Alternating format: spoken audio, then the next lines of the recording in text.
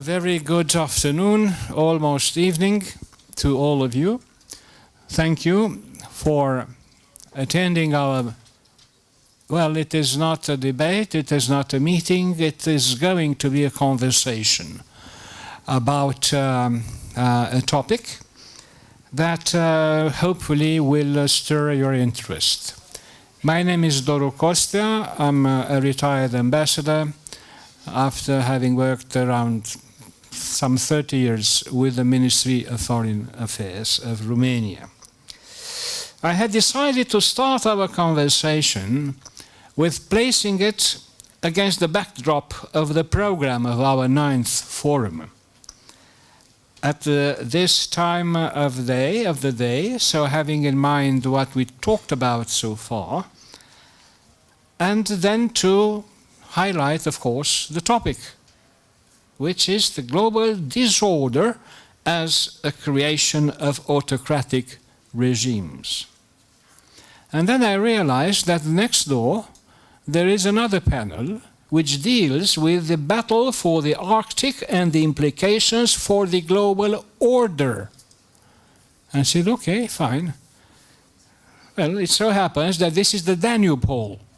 And the other meeting is hosted by the Black Sea Hall.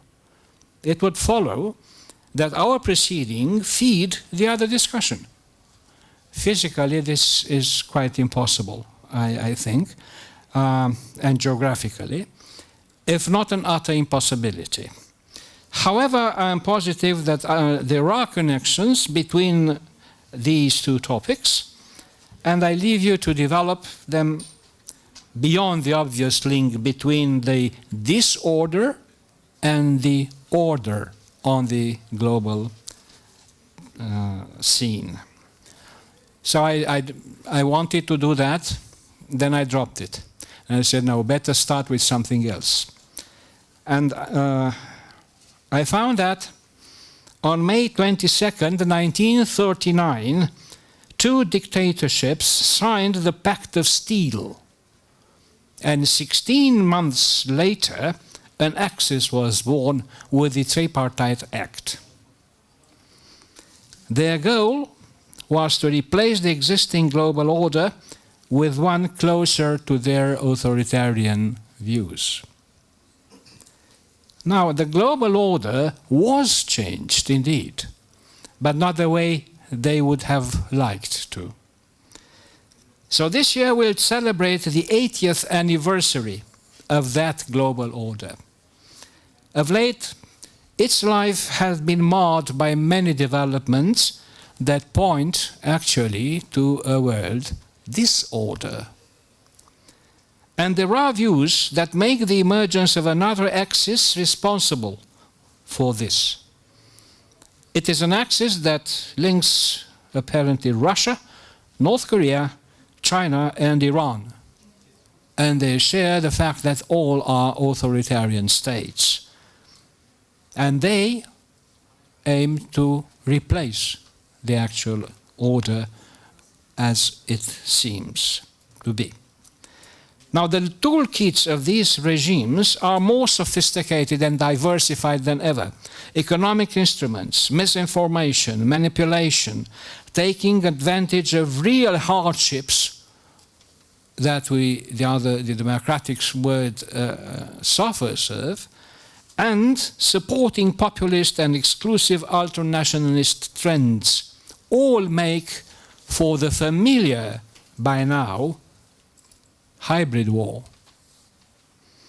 But there is nothing hybrid about the victims of these attempts. And by the way, no sooner that had a war ended 8 decades ago than another one started. The first was hot. The second was cold.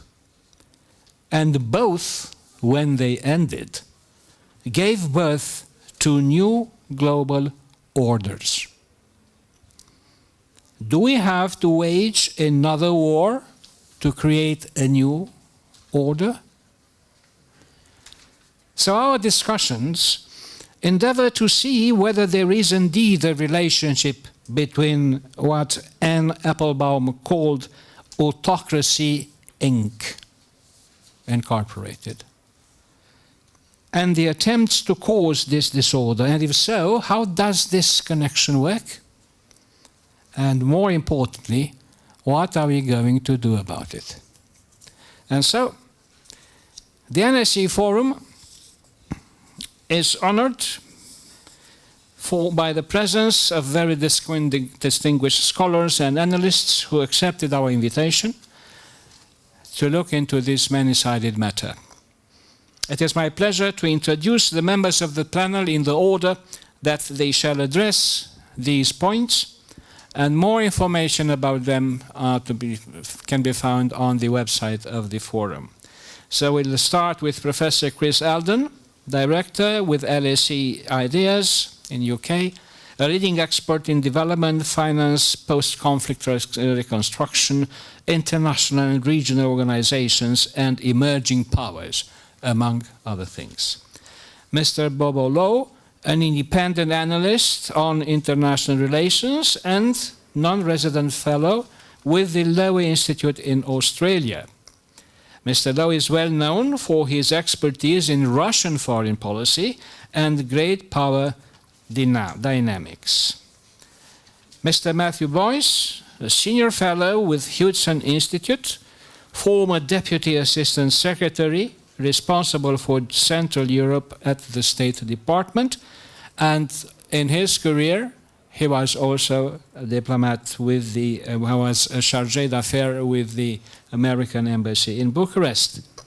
And last but definitely not least, Mr. Tomoyuki Yoshida, Chief Executive Director with the Japan Institute of International Affairs, another very seasoned diplomat who studied a lot on Europe and the US, and he has a postgraduate diploma in European Studies from the University of Lisbon and a master's study in securities from Georgetown Universities.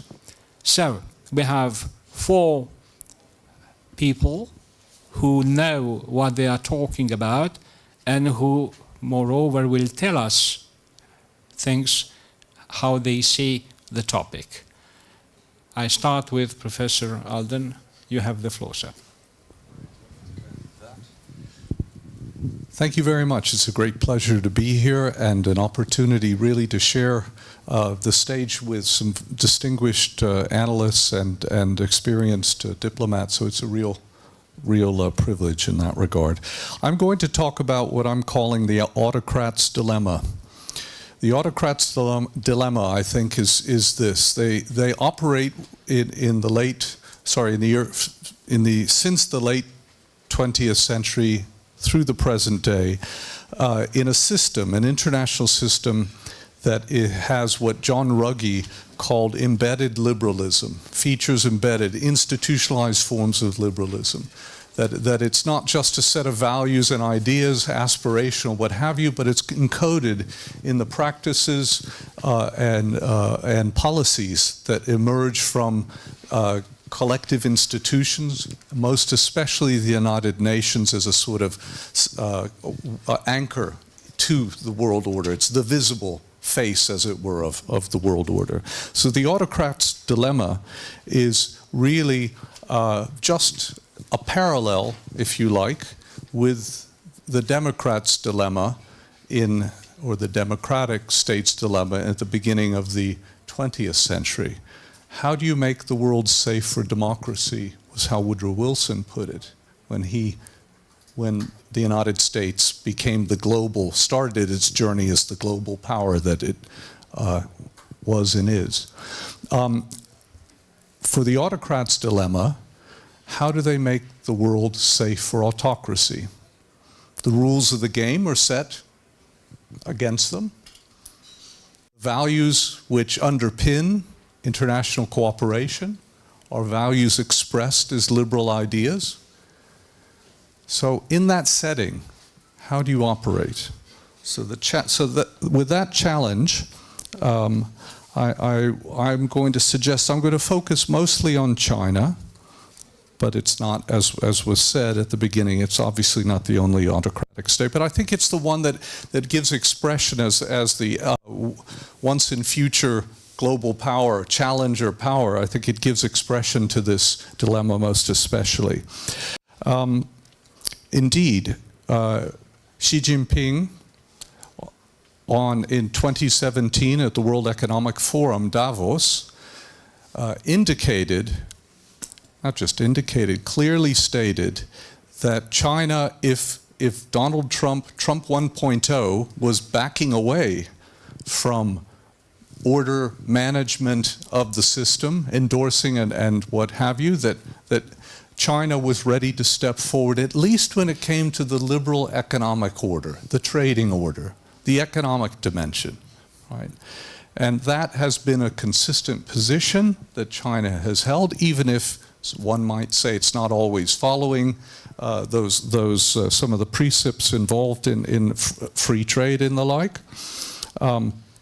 But that feature of China and its relationship to that order tells us some of the dilemmas also that it's facing. One, that it's been a recipient of, a beneficiary rather, of the liberal international order. No other power has been able to grow so fast and not be challenged by political stability and the like, and still be triumphant as it was after Tiananmen Square.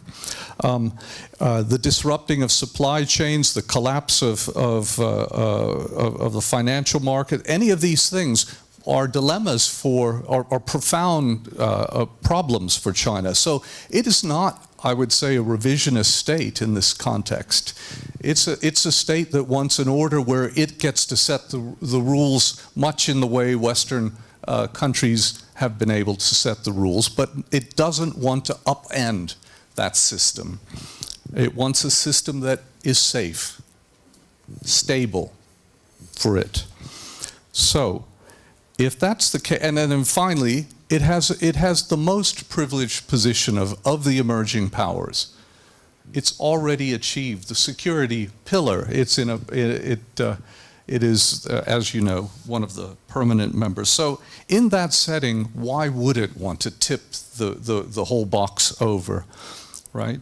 And so really the emphasis that it has placed on its actions is really about repurposing that order. And that's my argument here, that the autocrat's dilemma of working within this embedded liberal system, institutionalized system, is how do we take that system, retain the bits we want, the economic bits, the stability that the economic prosperity and stability political stability that flows with that, and without disrupting it so much that it isn't, it's going to stop functioning in the way.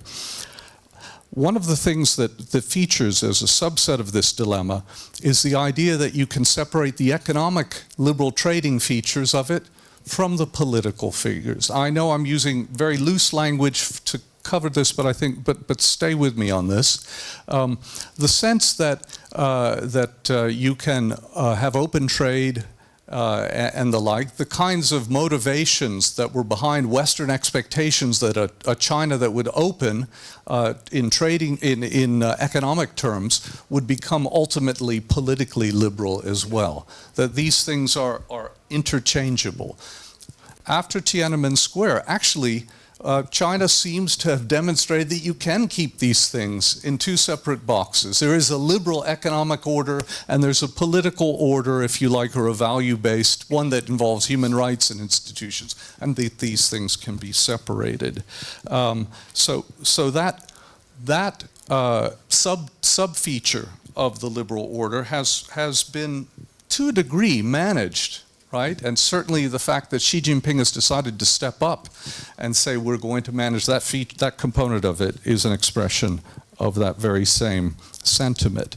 But I'm going to argue in the last few years, particularly since 2022, that separation has been demonstrated as flawed. Not in the way that the West would have expected, but through the application or the weaponization, or the application of sanctions against Russia and the weaponization of the dollar. The use of that has meant that the system which is underpinned and dominated still in those very fundamental ways by Western interests, finance, the currency of last resort and first resort, in fact, and the fact that it could be weaponized against autocratic interests has meant that there's a new thinking about that particular system, and it's not the degree to which it can be changed such that, and made safer for the operations of an autocratic state. So the emphasis on de-dollarization, which has accelerated since 2022, the debates within the BRICS setting about is this possible, is the renminbi going to be used in this sort of way, can we do, all of these are a new doubt about the international economic system as it's currently constructed. The other element is the political, what I'm calling the political doubts, and that is the fact that the United Nations and the embedded liberalism itself offers continual challenges. Look at the UN Human Rights Council. Bachelet in 2022 put forward a report. Of course, they didn't have the debate that was expected or hoped for, but nonetheless, critiquing directly China on human rights violations in Xinjiang. So I think that this sense that this institution, they can't let it rest. It offers too many problems in that regard. And so one of the ways to do that is to repurpose it. And I think that and this is my last set of comments here, repurposing it around three, and I know Bobo LO mentioned these. I hope it's not overlapping with your, is the Global Development Initiative, the Global Security Initiative, and the Global Civilizations Initiative. And these three initiatives put forward by China, endorsed by friends of each of these, so other non-democratic and some democratic states as well, principally in the Global South, right? Providing support for initiatives that, in the case of the JIIA, are recentering economic or prioritizing economic development over human rights features in the development process. In the Global Security Initiative, giving precedence to sovereignty as sacrosanct as the security of the state in the system. And thirdly, the Global Civilizations Initiative, which fundamentally is saying there are no universal values. There's a set of values out there, so no one claimant to human rights and what have you. We all have our forms of it, or we civilizations across. So this repurposing, this constitutes for me a way at getting at the embedded liberal features and repurpose an institution without dramatically overhauling it, right? So that element is driven by this desire to make the world safe for autocracy. So let me stop there. Thank you very much. Just a sentence. The three initiatives you mentioned, Professor, follow the other initiative of the Belt and Road initiative that had been launched in 2013. And may I recall, or may I call your attention to the fact that it is only China that has issued such global initiatives as such.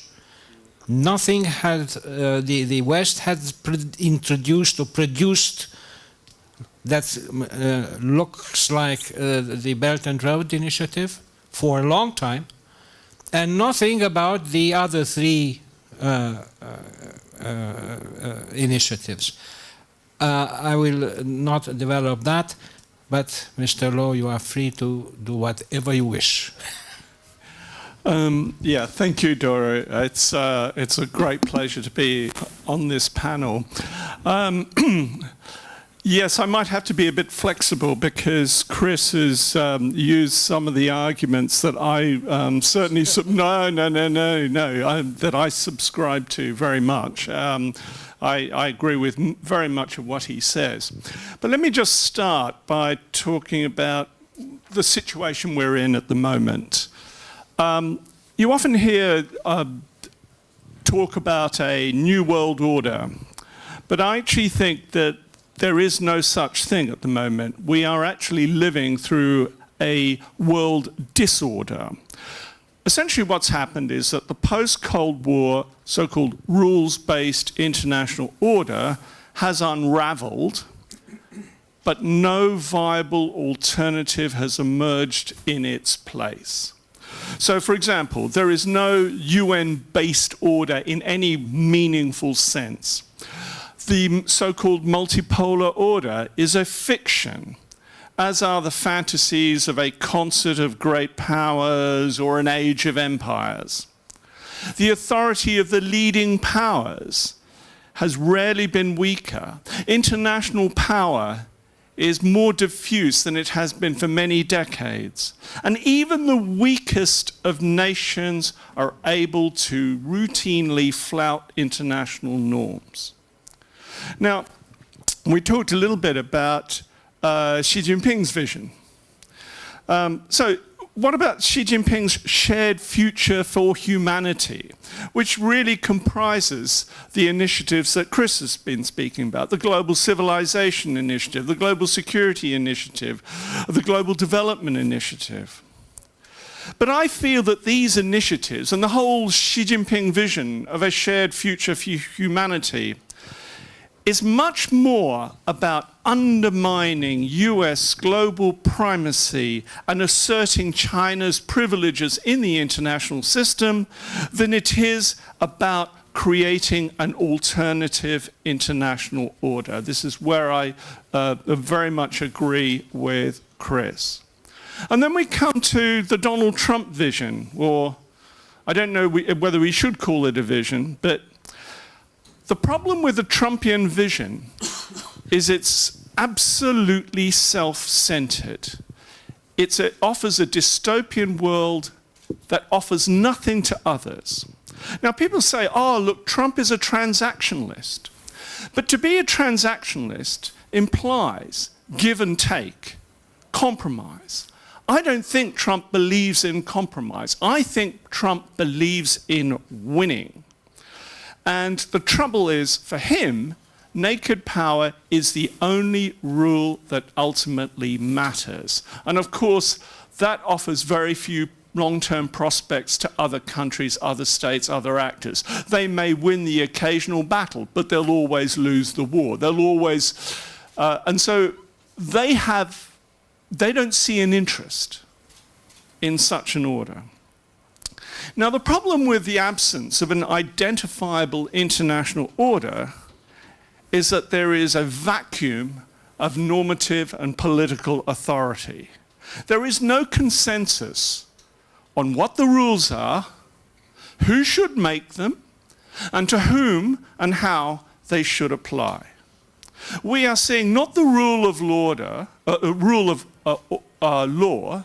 but the rule of lawlessness. Now, as the 17th century English political philosopher Thomas Hobbes said, there is no common power to discipline the behavior of states. So core principles such as national sovereignty, territorial integrity are routinely ignored.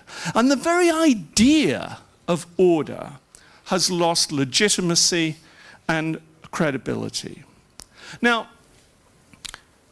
coming back to Doru's sort of the whole point of this panel. Now, Western policymakers, observers naturally blame this disorder on malign actors. And, you know, they certainly bear a tremendous amount of culpability. But I'm uncomfortable with terms like axis of evil, axis of upheaval, axis of authoritarians. The reality is that rule breaking today transcends ideological and political boundaries. Attempts to implement order are constantly undermined by rampant double standards, by realpolitik, and the lack of consequences for rule breaking. Enforcement mechanisms are weak to non-existent. And I want to come back, zone in on this idea of the axis. I just feel that terms like axis are not helpful. And I think the biggest weakness of the term axis is when Western policymakers lump China and Russia together as if they were one more or less coordinated, overarching threat. They do not. These countries, Beijing and Moscow, certainly seek to undermine US primacy. Of that there is no doubt. But they look at the world and international order in fundamentally different ways. So, picking up on a point that Chris made, I actually think that China is a revisionist power, but not a revolutionary power. So I agree that it doesn't want to upend the system. It seeks to tilt the international system in its favor, but it operates largely on the inside. It's a system player.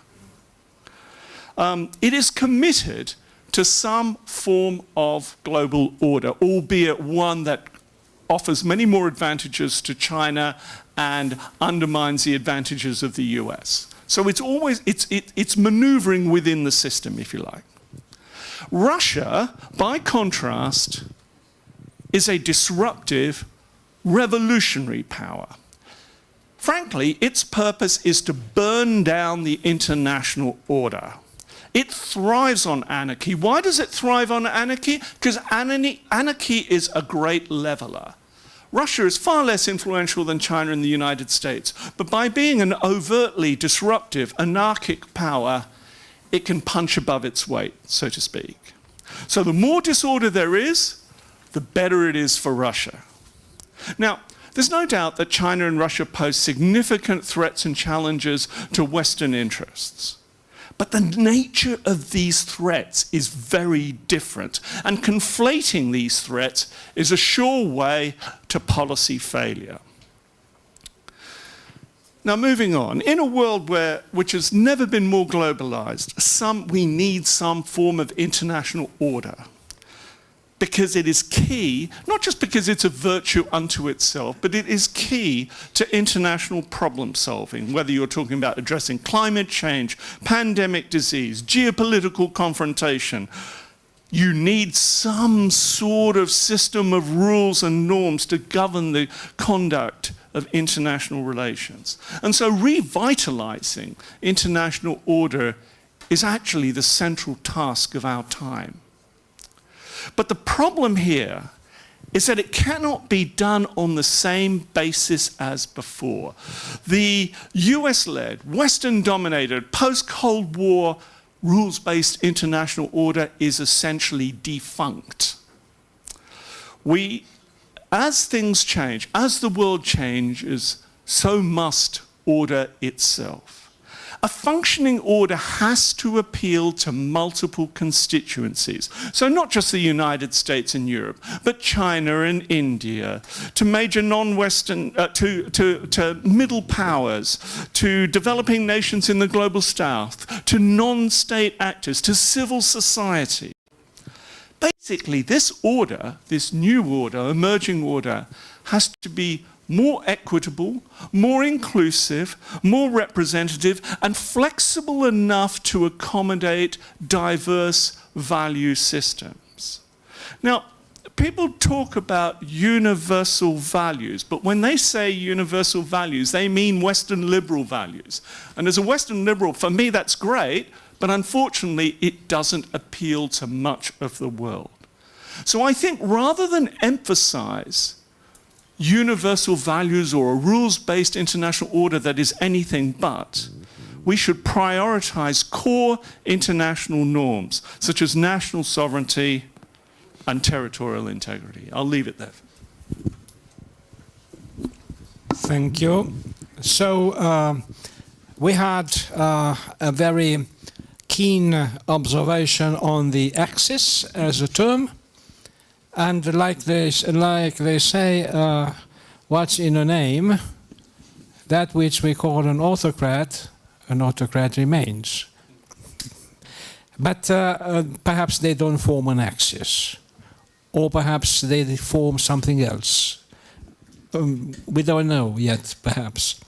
But maybe we'll have the answer to this question given by Matthew. Well, I also am very honored to be here, and in fact, actually, I was thinking about the points you made, Bobo, about this whole since we're talking definitions here.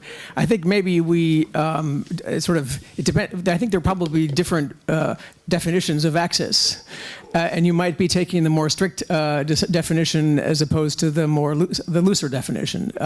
I would take the looser definition because I know a lot of people have been using, axis of evil, etc., and people have been axis of tyrannies, axis of revisionists, axis of chaos, axis of disorder, axis of losers, axis of resistance, axis of. So everybody's using this term, and of course they and some people sort of describing the concept like wolf pack of rogue states or interconnected web of threats. So you have this sort of people trying to define this phenomenon, and of course they're coming up with different terms to describe it, and they're also, but of course. But if you compare it to the sort of the textbook version, maybe that that Doru was talking about, that was sort of this, the 1940 axis, the Berlin Pact between Nazi Germany, fascist Italy, and Imperial Japan. You get a different. There are obviously differences. I don't think that anybody would say that they're definitely, that interests of communist China and Putin's Russia are the same, let alone the mullahs in Iran or the Hermit Kingdom, whatever, Rocket Man. But the point is that you have this, people are using the term, and I think we sort of, and it does actually kind of serve as a bit of an organizing principle, I think. I mean, if you take the sort of the strict definition, of course, you're probably right. But I think that because that kind of arrangement is a much more formal kind of mutual defense, all that kind of thing, much more coordinated mutual exercises. I mean, military. I mean that's sort of a more comprehensive arrangement. But we have been seeing increasing evidence of treaties between these countries. I mean, we have, yesterday you may have noticed, the Iranian Parliament approved a 20-year comprehensive strategic partnership with Russia aimed at boosting collaboration in all spheres. It includes military collaboration, but not mutual defense. And states that they'll work together against military threats, bolster military technical cooperation, and conduct joint military exercises. So, I mean, you've got that. Then you have Putin and Xi signing an agreement on March 8th, deepening the comprehensive strategic partnership. And then you have Putin, for example, and Kim Jong-un signing a treaty of comprehensive strategic partnership in 2024. And so I mean, there are probably all sorts of other agreements between them that we may not know about, or I didn't really discover. And of course, Russia has assisted, Iran, and Iran has assisted Russia, little Rocket Man has assisted Russia, and vice versa, and of course, some of the Chinese. It's been a mutual relationship. So I mean, even though those relationships may not be the textbook definition of an axis, maybe as defined by, for example, the Berlin Pact. It is, or in other words, de jure or whatever. It's more. There is a de facto unity, if it's only for the time being, but a clear similarity of interests, and that actually is something that I think we kind of need to take into consideration, and so that whether that word actually becomes useful. Because they're supporting each other, they have their objective may not be, their objectives may not be the same, but they do have a different. They do want to replace the Western-led order. They'd rather have everybody kowtowing to to Beijing or having a great deal of say, or I mean, okay, Putin probably doesn't want to do that, but and maybe neither do the North Koreans. But the point is, you get the idea that, in other words, nobody's traveling to Washington anymore. Nobody's traveling to Berlin or Brussels or whatever else. They're shifting the whole world to that kind of order. But anyway, and so these crinks, they definitely want to replace it. But I just wanted to also maybe pick up this. You mentioned this also, this whole question of the extent to which populists are playing a role in the global disorder, and how we might want to change this trend. Well, sort of populism has a generally negative connotation. Usually it's a pejorative, a dirty word, although in some respects it does actually represent the will of the people. And so, in fact, rather than being anti-democratic, it actually is like ultra-democratic. Whether we like the outcome or not, or the forms of it, is another question. But then again, this is not a political science seminar at LSE, so we don't want to necessarily talk about the sort of the definitions or the forms of populism or the pros and cons, et cetera. But it is a thing. We just witnessed an election in Romania, the second round last Sunday, and populism played a major role there. There are strong populist sentiments in every European country. There are of different varieties, but they're there. There's populism in the United States. There is, I'm not familiar enough with Australia to know whether there is there or Japan, but I wouldn't be surprised if there is to some extent. Well, but the point is there is, and of course these populist movements, they disrupt sort of. The sort of I don't know if it's not the global order, it's not the international order, but they disrupt order and the way things have been, they generate a lot of popular support from sort of anti-establishment sentiment. Now the establishment of, in quotation marks, tends to look down upon this part of the electorate, and so it's. And considers them dangerous. And of course, some of the policies they pursue are, in fact, not at all positive. But I'm also old enough to remember when people were clutching their pearls about the election of Giorgia Meloni to Prime Minister in Italy. And of course, she has actually turned out to be a very solid leader. And so, but then of course there are aspects of populism that are worrisome, especially in foreign policy. But at least since we're in that kind of sort of mode right now, some of the populist movements are very open to Moscow, very open to Beijing, and this, of course, very critical of NATO, critical of the EU, critical of the sort of the establishments that form the Western order as we know it. And so that actually represents those represent significant challenges. And so, but there's also the way the establishment, quote unquote, sort of deals with these movements out there, these political parties, some of which generate if you look at the first round of the Romanian election, 40% perhaps 40% of the vote. Other countries it's in the 20s, sometimes it's in the 10s, whatever. It's sort of significant popular support, and it represents it's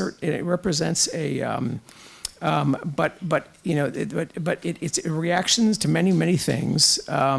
They're not all quote unquote losers the way some people consider them. Some of them, I've met some in Germany who vote for the AfD who are just simply disenchanted CDU voters, and they're not fascists, they're not populists. They just are pissed off at the way the CDU has moved to the center or to the left over time. And so they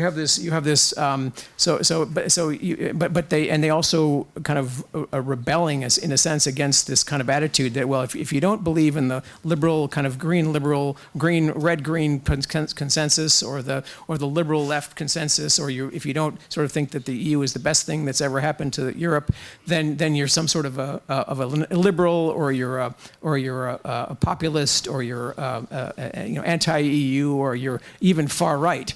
And that's sometimes a little bit, I think that's actually a bit of arrogance that I think we probably is not very useful, because a lot of these voters are not, they just are, they're objecting to certain things in their society, including things like migration, which of course is a problem in Europe. We can't, ignore it, and it's as it is in the United States. We can't, then you have the green agenda has become sort of this holy grail that costs enormous amounts of money, and that not everybody thinks is worth subordinating to so many other domestic and foreign policy goals.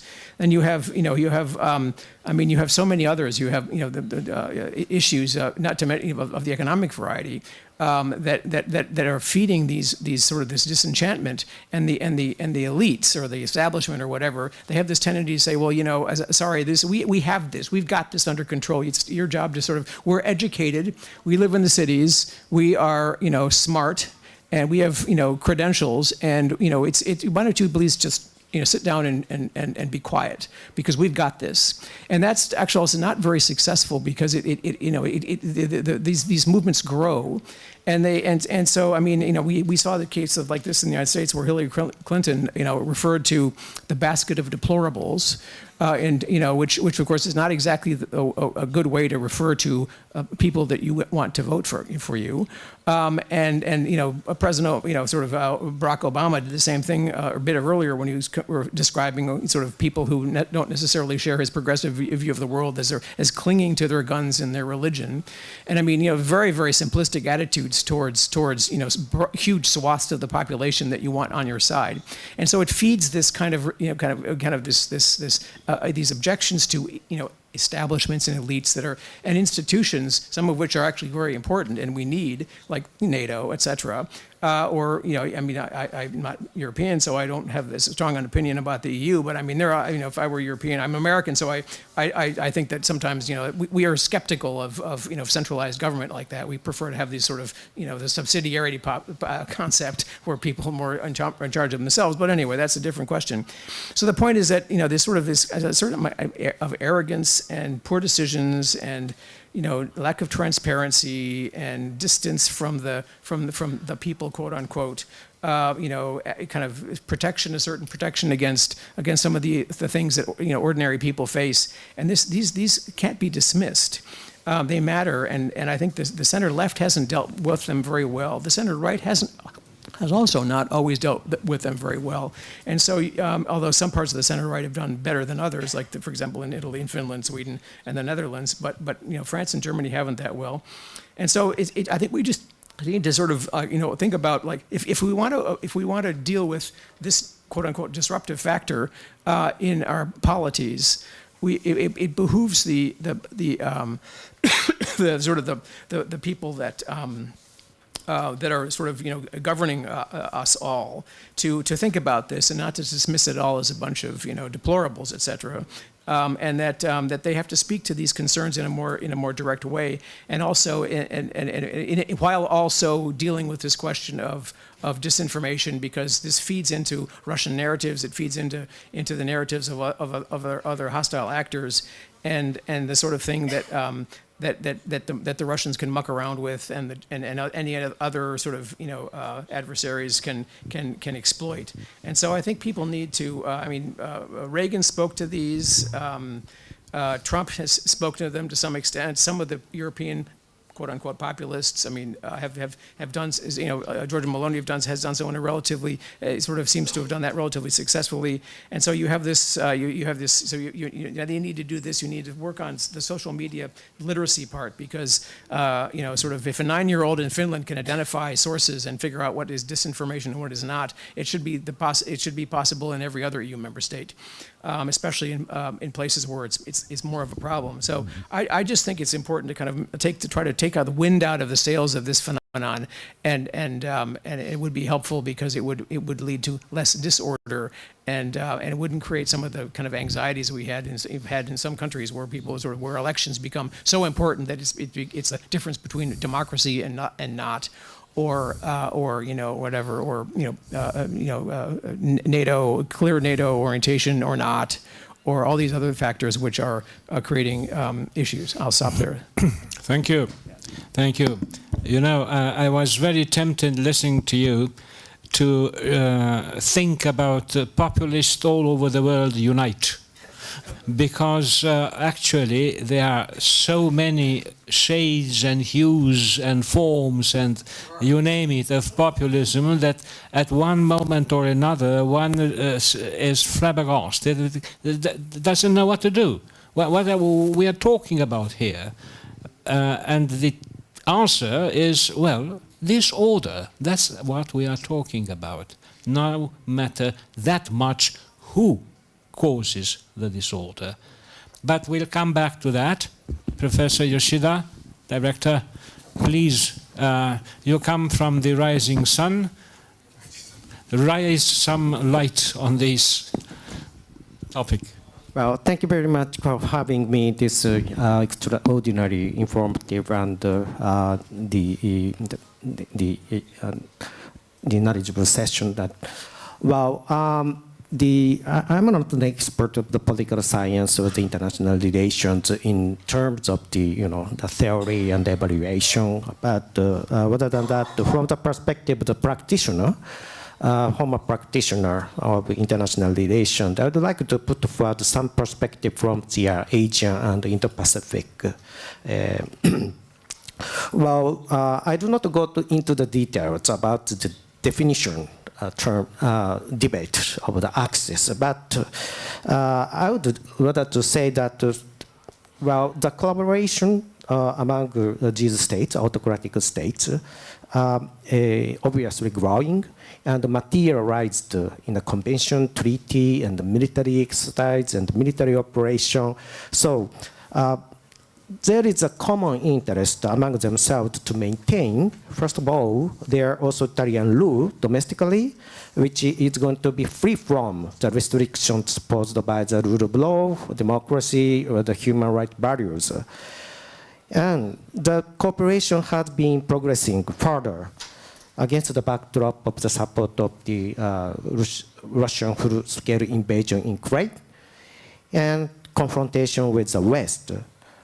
The extent of the cooperation has reached beyond the diplomatic alignment to a more strategic and military operations. Of course, there are certain constraints among the mutual relations of these autocratic nations, but as long as they regard it serves to their national interest, this trend will continue. And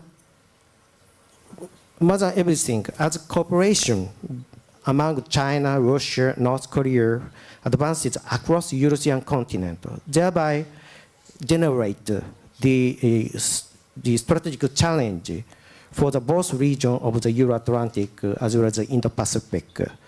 The security in Euro-Atlantic and security in Indo-Pacific has been closely connected because of their alliance and the alignment of these autocratic nations are growing. Just to take a look at the example of the China and Russia, the relations have evolved from a marriage of convenience to the stage of the strategic partnership, and military cooperation has entered a new stage. They made clear their position to the Western-led rule-based international order and aimed to reorganize the international order concerning centering on traditional principles of equality of the sovereign states, as well as non-interference. I will come back later on this respect. And Russia is an essential partner for China in achieving its strategic objective to block against the United States and its allies. The two countries have been advancing military cooperation. For example, the regular joint patrols, military exercises, both in the sea and airspace. The joint patrol in 2024 involved joint fighter jet flights over the Sea of Japan, violating Japanese sea airspace. And joint patrol was conducted over the Bering Sea near the coast of the US state of Alaska, using nuclear-capable strategic bombers departed from the airbase in Russian Far East and violating Alaska's air defense international zone. This is a quite new phenomenon and a new normal. And Russia supports the position of Xi Jinping about Taiwan's unification. Russia and the DPRK strategic partnership agreement is de facto revival of the military alliance. DPRK provided weapons, ammunition, and missiles. In return, they get the data on testing their own weapons, and also dispatch of North Korean soldiers in the south of the Russia. The battlefield experience of modern warfare using drones and robots is very much precious for them. So Kim Jong-un expects significant return from Russia, including the future possibility of the military support from Russia in event of the contingency. How about the economic coercion, economic tool? China, which is deeply rooted in the global economy, weaponized economic relations to intimidate the countries which depend on trade with China. Even with the United States, the trade war, tariff war, China has not only imposed the retaliatory tariff against the US, also adopted export restrictions of strategic materials and resources. There is no signs of making concession. Eventually, the Trump administration withdrew the high tariff, while China didn't make any concessions. China's strength is market dominance. Therefore, no country can completely decouple from the trade with China. How about Russia? They do not have the strength like China in economic terms. However, Russia is exerting influence by leveraging energy resources and nuclear and military technologies. Both China and Russia is quite aggressive to extend its sphere of influence by outreaching to Southeast Asia, Central Asia, Middle East, through the expansion of the organization, regional organizations such as the Shanghai Cooperation Organization and BRICS, even outreaching to the global south, thereby generated counterweight against American and Western camps. Well, the 80 years of no major war was brought about by the current international security and free economic order, underpinned by the US robust hegemonic power and will. However, Trump administration is getting dominated by restrainers who believe that the security and the prosperity of the United States can be divisible from the rest of the world. I'm just a little bit awkward saying that in front of our American friend. But it is true. They are leaning away towards avoiding entrapment. The benchmark of the evaluating allies and friends are not based on the shared values. But rather than that, whether it is enhance the security and the prosperity of the United States, whether they pose great economic benefits and a few security risks. Therefore, US allies have to step up, enhance its value proposition vis-a-vis the US benchmark. Simultaneously, we need to hedge our security challenges by our defense spending and collaboration among like-minded partners. Now, I'd like to address about the rise of the extremism and populist party. Super election year, last year to this year, we witnessed a quite very tough time for the incumbent government and the ruling party. It was based upon the dissatisfaction of the middle class about their income disparity and the job loss. And therefore opposed the European integration, support of Ukraine, exclude immigration, and liberal values such as the protection of the minorities. So all these systems, they are about to being bound by law and order. Then this is just not for the case of the Western democracies. We need to get the attention for the global South as well. The narrative of the China and Russia, based upon the equality of the sovereignty and, and the non-interference principle, that is quite comfortable for the countries like in some countries in the global South, which have their the domestic governance problem. And thereby, that might facilitate the attempt to undermine the current international order. Thank you. I stop here. Thank you very much, Professor Yoshida. And are there any questions now from the audience? Yes, sir.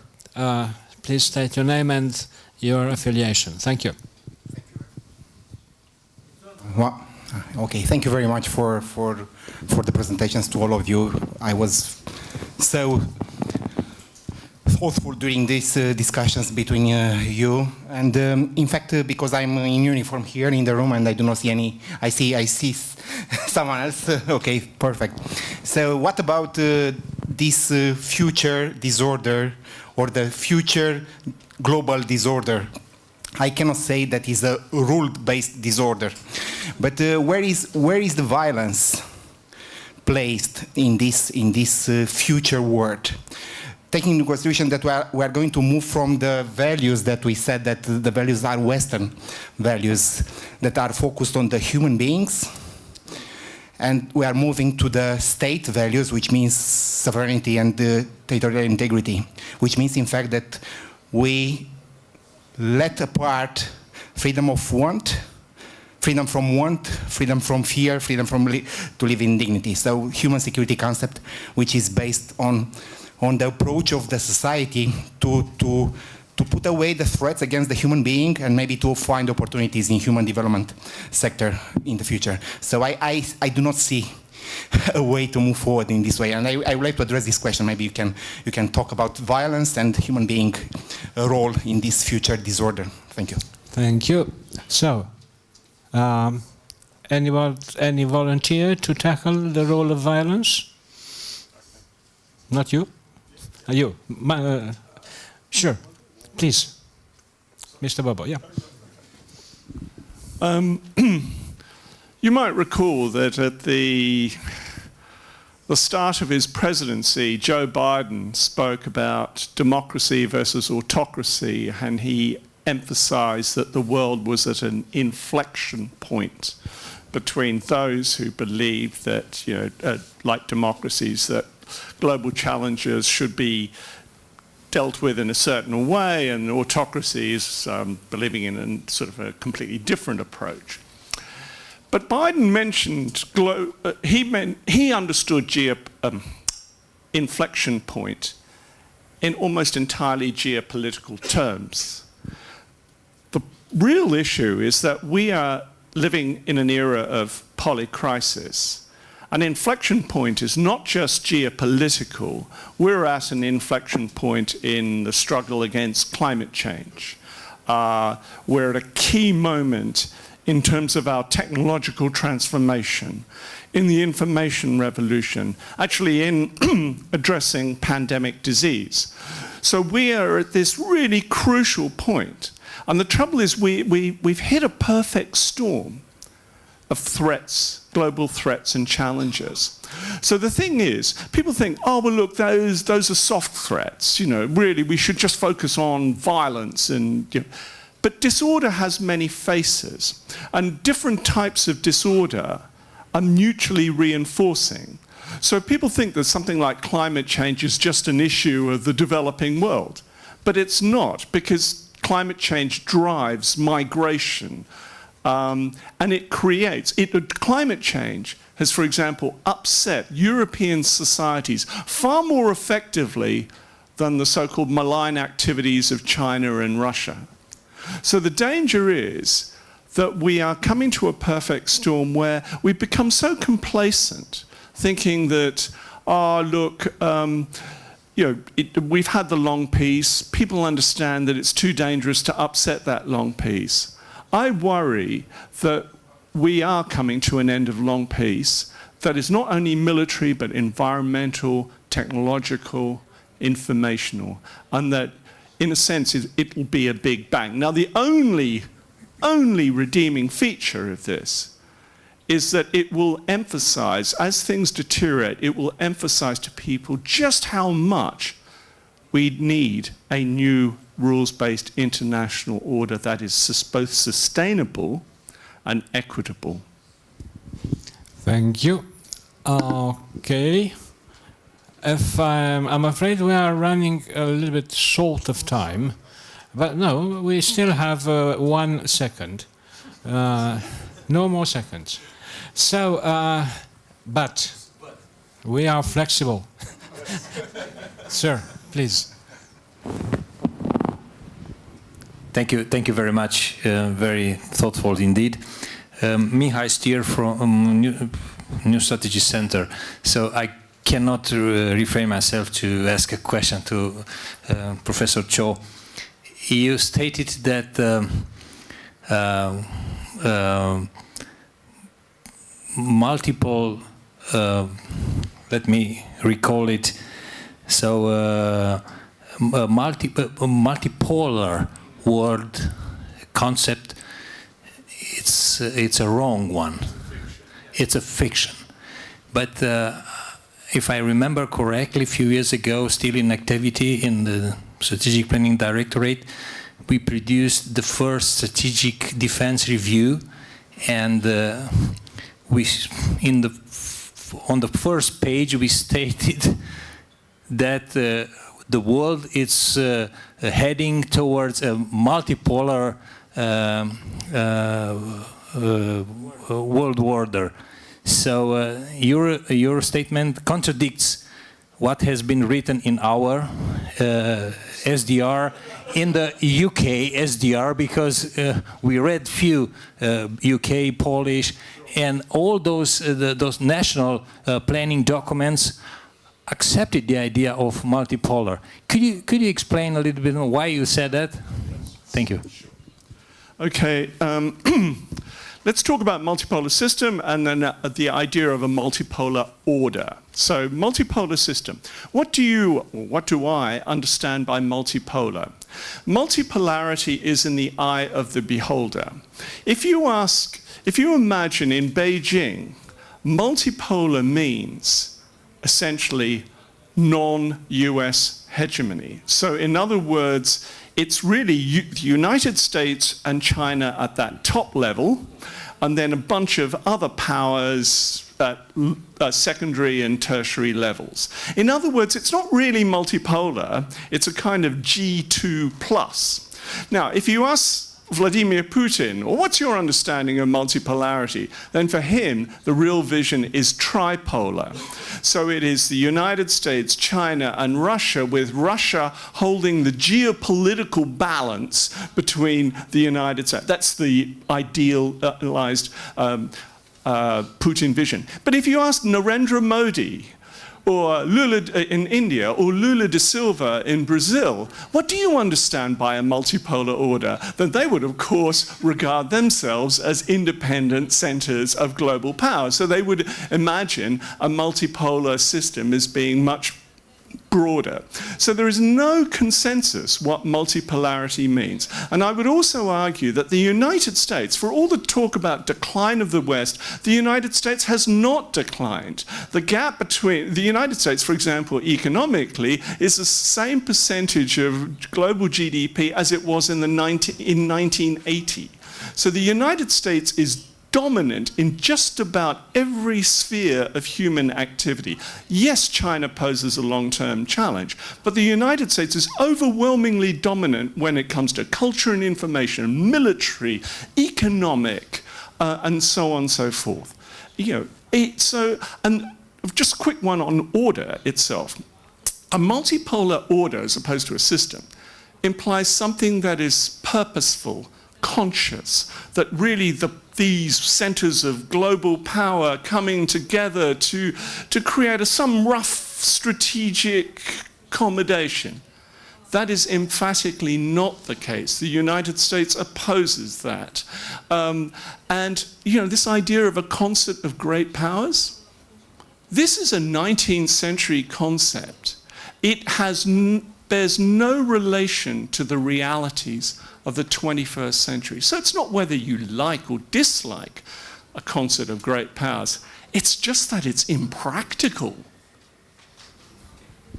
All right. Well, I wish that we had a multi-minute period of time left, but I'm afraid we have to stop here because there are other activities coming up, and one of them is the break before the next meeting. Allow me first of all to thank you all, members of the panel and the public, for your patience. Believe me, I understand what it means to attend a conference at this time of day, after a longer day and a quite exciting day, I suppose. We might, I was struggling to find an ending that would be less gloomy, because we've heard about disorder, we've heard about violence or non-violence or whatever. So I thought, just remember, you know Professor Dumbledore? You know, quite a wise guy, a wise gentleman, sorry. So, and he said that in the darkest hour, happiness can be found if one remembers to switch on the light. I think it was a very good piece of advice for the Hogwarts students, and it is a very good piece of advice for all the strategists wherever they work in order to find solutions. Thank you again, and like they used to say in the Voice of America when I was listening to it in secret, until we meet again, don't forget, put a smile on your face. It's so nice to be happy. Thank you.